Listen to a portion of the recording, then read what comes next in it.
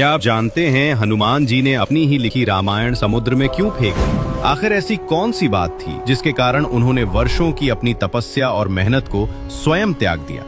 और क्यों इस घटना को विनम्रता का सबसे बड़ा उदाहरण माना जाता है? बहुत समय पहले लंका विजय के बाद भगवान श्री राम अयोध्या लौट चुके थे। समय बीतता गया। एक दिन महर्षि वाल्मीकि ने निश्चय किया कि वे भगवान राम के जीवन पर एक महान ग्रंथ की रचना करेंगे।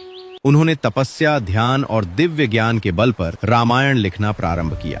उधर हनुमान जी भी हिमालय के एकांत पर्वतों में भगवान राम के जीवन का स्मरण कर रहे थे।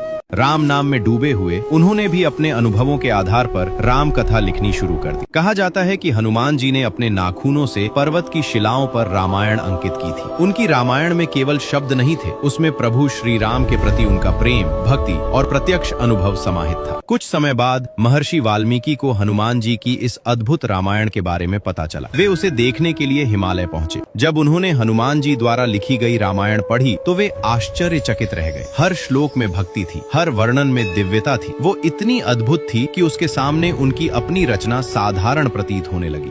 ये देखकर वाल्मीकि जी कुछ क्षणों के लिए उदास हो गए। उन्होंने सोचा, यदि ये रामायण संसार के सामने आएगी तो मेरी रामायण कौन पढ़ेगा? हनुमान जी ने तुरंत उनके मन की बात समझ ली। उन्होंने देखा कि महान ऋषि वाल्मीकि के हृदय में दुख उत्पन्न हो गया है। तब हनुमान जी मुस्कुराए और अत्यंत विनम्रता से बोले, महर्षि, मेरी रामायण प्रभु की सेवा के लिए थी, लेकिन आपकी रामायण संपूर्ण मानवता का मार्गदर्शन करेगी। इतना कहकर हनुमान जी ने अपनी लिखी हुई रामायण उठाई और बिना एक क्षण सोचे उसे समुद्र में विसर्जित कर दिया।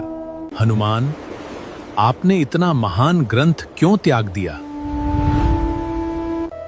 मुझे यश नहीं चाहिए, मुझे केवल श्री राम चाहिए। यही कारण है कि हनुमान जी केवल शक्ति और पराक्रम के प्रतीक नहीं हैं, वे विनम्रता, त्याग और निष्काम भक्ति के भी सर्वोच्च आदर्श हैं।